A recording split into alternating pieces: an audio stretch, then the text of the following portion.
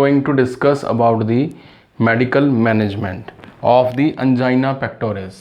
हमने अब जो है पिछले लेक्चर में हमने देखा definition of the we can say angina pectoris, sign and symptoms, then what is the medical management of angina।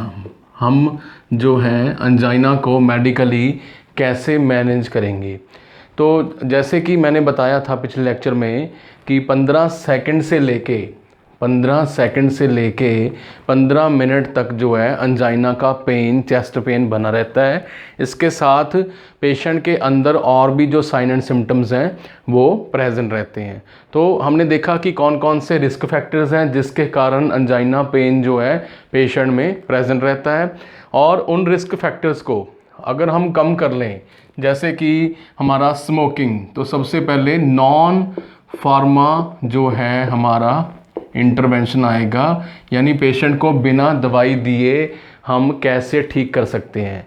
तो हमने देखा कि पेशेंट एक्सरसाइज नहीं कर रहा है, ओबीज़ है, ज़्यादा मात्रा में सोडियम इंटेक है, नमक खाने का बहुत शौकीन है, नमकीन चीज़ें खाने का बहुत शौकीन है, स्मोकिंग कर रहा है, अल्कोहल इंटेक है, ओबीज़ है, लैक ऑफ एक्सरसाइज है, अल्कोहल इंटेक है, और हाइट पे रहता है। हाइट पे जो है रहने वाले लोगों में भी हाइपोक्सिया जो है बड़ा कॉमन सा प्रॉब्लम इशू रहता है। तो नॉन फार्मा में हम इन सभी चीज़ों के ऊपर एज ए नर्स पेशेंट को जो है हेल्थ एजुकेशन देनी होती है। सबसे पहले हम पेशेंट को रेगुलर चेकअप के बारे में, एक्सरसाइज करने के बारे में, और अच्छी जो है फ्रेश डाइट लेने के बारे में एजुकेट करेंगे। हम पेशेंट को इन सभी चीज़ों के रैशनल भी, क्यों हमें कम साल्ट डाइट वाली जो है डाइट लेनी चाहिए, क्योंकि साल्ट जो है उसका सीधा रिलेशन हार्ट के फंक्शन के साथ है। एक्सरसाइज करने से मायोकार्डियम लेयर को जो है वो प्रॉपर ऑक्सीजन मिलती है। अगर हम ओबेसिटी कम करेंगे, मोटापा कम करेंगे, तो हमारी मायोकार्डियम लेयर के ऊपर एक्स्ट्रा एफर्ट, एक्स्ट्रा लोड कम पड़ेगा। ठीक है जी, क्लियर है सभी को। तो हमने देखा नॉन फार्मा में हम उन सभी मॉडिफाइएबल, अवॉइडेबल, ठीक है, मॉडिफाइएबल रिस्क फैक्टर जितने भी हैं जिनको मॉडिफाई किया जा सकता है उनके ऊपर को जो है फोकस करेंगे। हम ओबेसिटी को कम करेंगे, ओबेसिटी को, ठीक है जी, लो साल्ट डाइट लेंगे, सोडियम, और एक्सरसाइज के ऊपर फोकस करेंगे। पेशेंट को बताएंगे कि अल्कोहल इनटेक जो है वो डेंजरस है, अल्कोहल इनटेक जो है वो हेल्थ के लिए डेंजरस है। जब हम बात करते हैं फार्मेसी की, यानी कि pharmacological, what is the pharmacological intervention, तो कौन कौन सी ऐसी मेडिसिन्स हैं, कौन कौन से ऐसे जो हैं ड्रग्स हैं जो कि प्रेजेंट हैं for the treatment of angina. तो हमने स्टूडेंट्स मायोकार्डियल इन्फेक्शन की क्लास अटेंड की थी। मायोकार्डियल इन्फेक्शन के मैंने ड्रग्स के ऊपर जो है स्पेशल वीडियो बनाई है आप लोगों के लिए, तो आपने वो वीडियो भी देखी होगी। तो सबसे पहले जो क्वाइट फेमस, जो हमने मोना भी पढ़ा था, MONA, M for morphine, O for oxygen, N for nitroglycerine and A for aspirin. Aspirin का काम ब्लड को पतला करना, और N फॉर नाइट्रोग्लिसरीन। तो मेडिकेशन में सबसे पहले आते हैं नाइट्रेट्स। नाइट्रेट्स जो हैं वो कैटेगरी ड्रग्स की आती है। इसके बारे में फुल डिटेल वीडियो हमारे फार्मेसी सेक्शन में है। जो बीएससी नर्सिंग के फर्स्ट ईयर के स्टूडेंट हैं वो नाइट्रेट्स के बारे में फार्मेसी की क्लास में पढ़ेंगे। आप इसको फार्मेसी के लेक्चर्स में वीडियोस देख सकते हैं, व्हाट द नाइट्रेट्स डू। तो नाइट्रेट्स में सबसे इम्पॉर्टेंट जो ड्रग है, कैटेगरी है, वो है नाइट्रोग्लिसरीन। तो ये नाइट्रोग्लिसरीन सबलिंगुअल मतलब जीभ के नीचे, सबलिंगुअल मतलब अंडर दी टंग, जीभ के नीचे इसको रखा जाता है। क्योंकि अगर इसको पेशेंट च्यू करेगा, खाएगा, ओरली इंजेस्ट कर लेगा, तो पेट के एंजाइम्स जो हैं, लिवर के एंजाइम्स जो हैं, इसको इनइफेक्टिव बना देते हैं। इसको क्या बना देते हैं? इनइफेक्टिव बना देते हैं। तो इसको बोला जाता है फर्स्ट पास इफ़ेक्ट। अगर लिवर में कोई भी ड्रग सीधा सीधा पास कर जाता है, लिवर के एंजाइम्स उसको पास कर देते हैं, भी भाई तू पास है, तू पूरी बॉडी में घूम सकता है, तो उसको बोलते हैं कि ड्रग जो है वो अपना कामयाबी से सक्सेसफुली फर्स्ट पास इफ़ेक्ट को अवॉइड कर रहा है। अदरवाइज़ जो नाइट्रोग्लिसरीन है इसको हमारे लिवर के एंजाइम्स पास नहीं करते, इसीलिए इस मेडिसिन को सीधा सीधा जीभ के नीचे रखा जाता है, अंडर द टंग, ओके, जिसके कारण ये यहाँ से अब्जॉर्ब होके अंडर द टंग्स जो वेन्स हैं वहाँ से अब्जॉर्ब होने के बाद ये मेडिसिन जो है सुपीरियर वेना कावा के थ्रू हमारे हार्ट में जो है एंटर करती है। ठीक है, नाइट्रोग्लिसरीन इसका मेन फंक्शन क्या है? नाइट्रोग्लिसरीन जो है अपना वेज़ोडाइलेटर का काम करती है। हार्ट के अंदर जो है वीनस रिटर्न को कम करती है। अगर हार्ट के अंदर venous return superior vena cava and inferior vena cava अगर कम डीऑक्सीनेटेड ब्लड लेके आएंगे, अगर कम DO2 ब्लड लेके आएंगे तो यहाँ पे DO2 ब्लड जो है हमारा वो कम होगा। अगर DO2 ब्लड यानी कि डीऑक्सीजनेटेड ब्लड कम होगा तो कम पंप होगा। ठीक है ना। अगर हम वीनस रिटर्न को कम कर दें तो हमारे हार्ट के जो मायोकार्डियम लेयर है, हार्ट की जो मायोकार्डियम लेयर है वो उसके ऊपर प्रेशर कम पड़ेगा। ठीक है जी, टेम्परेरी सोल्यूशन है, ये कोई परमानेंट सोल्यूशन नहीं है। अंजाइना के पेशेंट को for the irritation, for the pain, ठीक है, regarding the death, fear of death कम करने के लिए नाइट्रोग्लिसरीन बहुत ही अच्छा अल्टरनेटिव देती है। तो हमने देखा कि नाइट्रोग्लिसरीन नाइट्रेट्स के अंडर वेज़ोडाइलेटर का काम कर रही है, ब्लड वेसल्स को फैला देती है, जिसके कारण काफ़ी जो है कार्डिक आउटपुट कम हो जाती है, हार्ट को कम करना पड़ता है। ठीक है, इट डिक्रीजेज कार्डिक आउटपुट कम कर देती है। It decreases cardiac workload, heart के मसल्स को कम काम करना पड़ता है।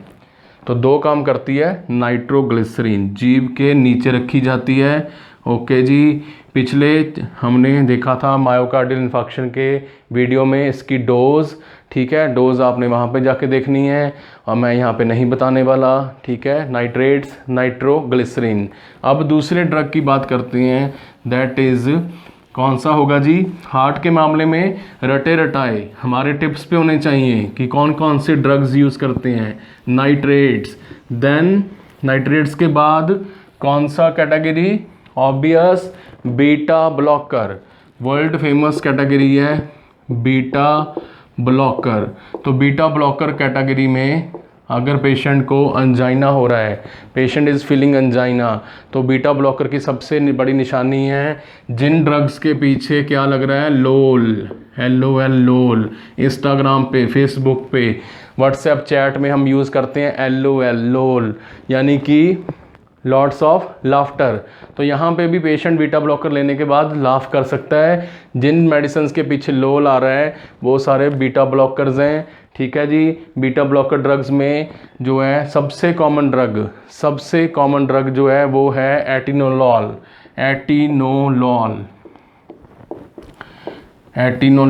जो ड्रग है बड़ा ही कॉमनली यूज़ किया जाता है। देन है मेटाप्रोलॉल। तो आपने देखा इन ड्रग्स के पीछे लॉल वर्ड आ रहा है, तो ये कौन से ड्रग्स हुए? बीटा ब्लॉकर ड्रग्स जो हैं वो जो है अपना क्या बोलते हैं इनको, बीटा ब्लॉकर चैनल्स को ब्लॉक कर देते हैं, बीटा रिसेप्टर साइट्स को ब्लॉक कर देते हैं। जो हमारी एसिटाइल कोलिन रिलीज़ होती है, हमारी जो है पेशेंट के हार्ट की मसल्स के ऊपर एसिटाइल कोलाइन रिलीज़ हो रही है, उसको ब्लॉक कर देते हैं, बीटा रिसेप्टर साइट्स को ब्लॉक कर देते हैं। तो इसका मोड ऑफ एक्शन कैसे काम करते हैं बीटा ब्लॉकर? बीटा ब्लॉकर क्या करते हैं? बीटा रिसेप्टर्स को ब्लॉक कर देते हैं।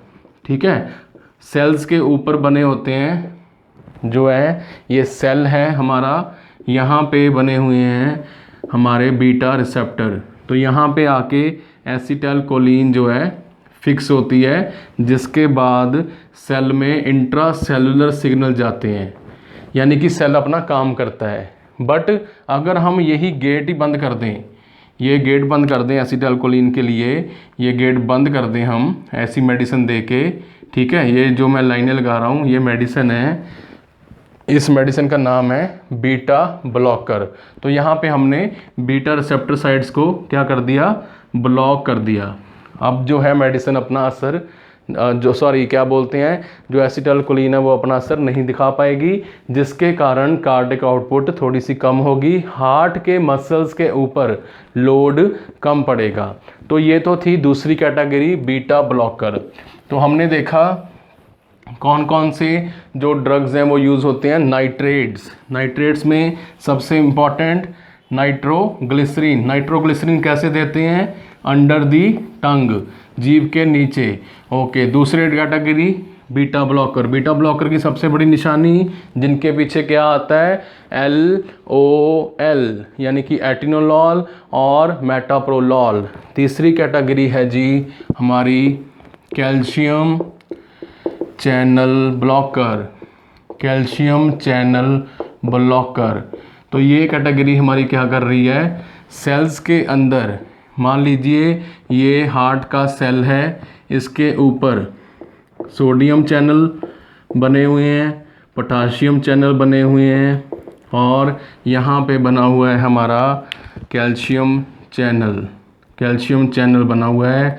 ये कैल्शियम चैनल ब्लॉकर कैल्शियम को गेट को ब्लॉक कर देते हैं, कैल्शियम गेट को क्या कर देते हैं, ब्लॉक कर देते हैं, जिसके कारण सेल के आसपास घूम रहा कैल्शियम, सेल के आसपास घूम रहा कैल्शियम सेल के अंदर नहीं जा पाता, अंदर नहीं जा पाएगा।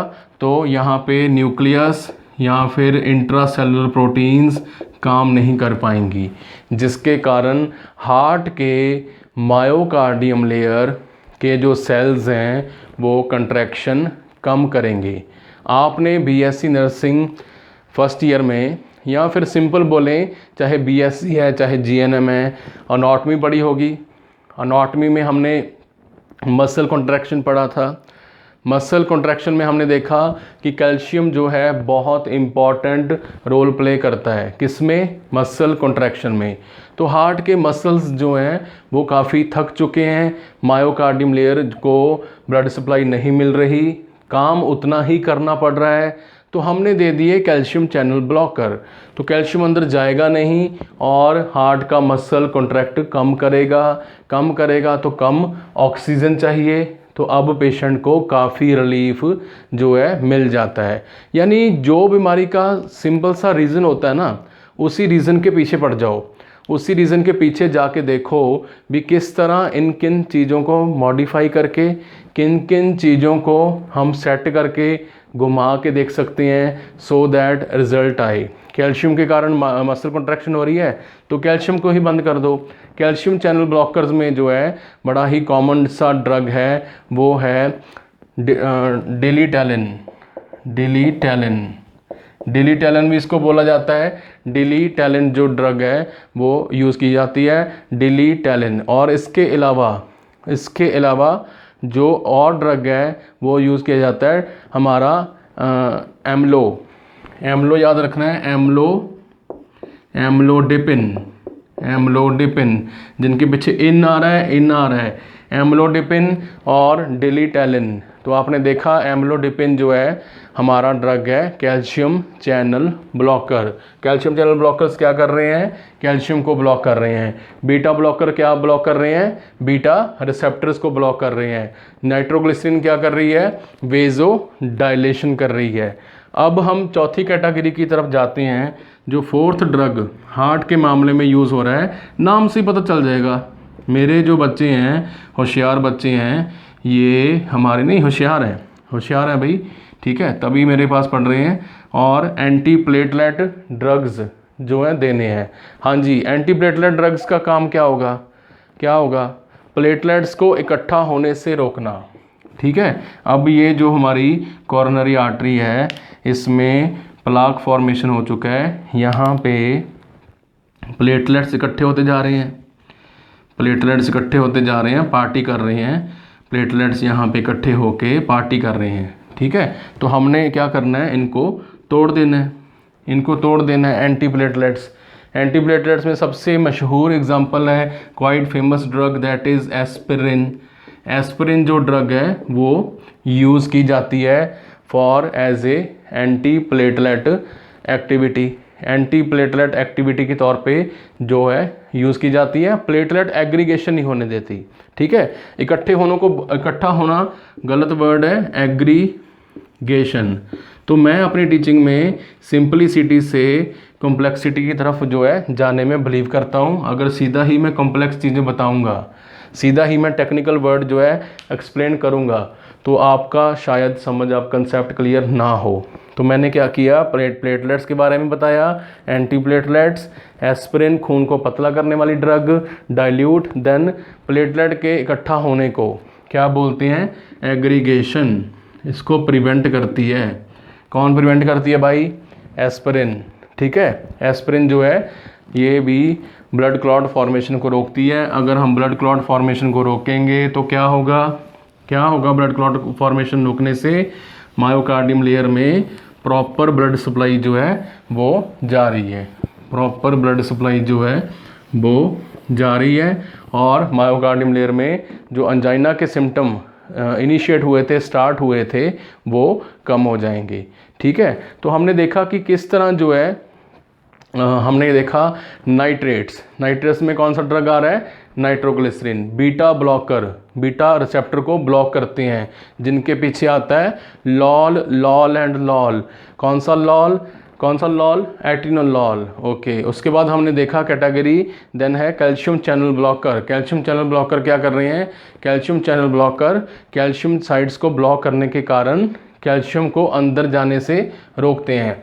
कैल्शियम अंदर नहीं जाएगा तो मायोकार्डियम लेयर कम काम करेगी, ऑक्सीजन कम मांगेगी, ऑक्सीजन पहले ही कम मिल रही है तो आराम करेगी। यही हमने करवाना है, अंजाइना प्रिवेंट होगा। एंटी प्लेटलेट एक्टिविटी क्या कर रही है, प्लेटलेट्स को एग्रीगेट होने से रोकती है, प्लेटलेट को एग्रीगेट होने से रोकती है। ओके, तो अब बात करते हैं थोड़े से for the we can say medical management के अंडर जब हम पेशेंट की हिस्ट्री ले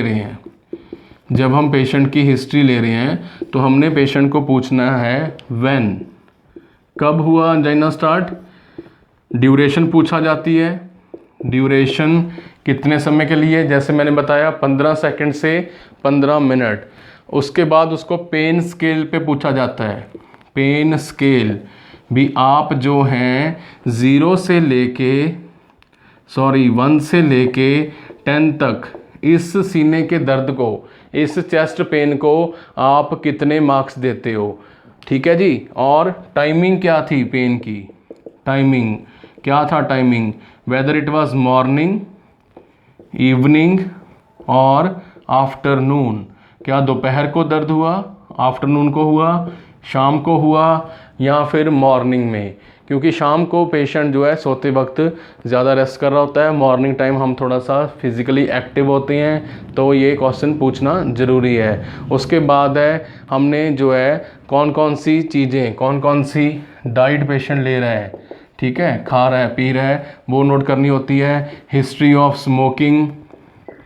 स्मोकिंग और ड्रग्स, और कौन सी चीज़, अल्कोहल की हिस्ट्री पूछा जाता है। हिस्ट्री ऑफ एक्सरसाइज पूछी जाती है कि आप कितनी एक्सरसाइज जो है भाई साहब करते हैं। तो ये सारे क्वेश्चंस जो हैं वो क्या बोलते हैं, पेशेंट की हिस्ट्री लेते हुए हमने कलेक्ट करने होते हैं। पेशेंट की हिस्ट्री में ये सारी चीज़ें कलेक्ट की जाती हैं। So coming now next to the topic is assessment of the angina. तो हमने देखा कि कैसे एंजाइना को असेस किया जा रहा है और कैसे जो है हमारा इसकी मेडिकल मैनेजमेंट जो की जाती है। So let's have some break and after the break we will be having discussion regarding the complication कौन कौन सी हो सकती हैं, कौन कौन से ऐसे फीचर्स हैं, सिम्टम्स हैं जो कि अंजाइना को अगर टाइमली ट्रीट ना किया जाए प्रेजेंट हो सकते हैं in the patient. So let's have some break.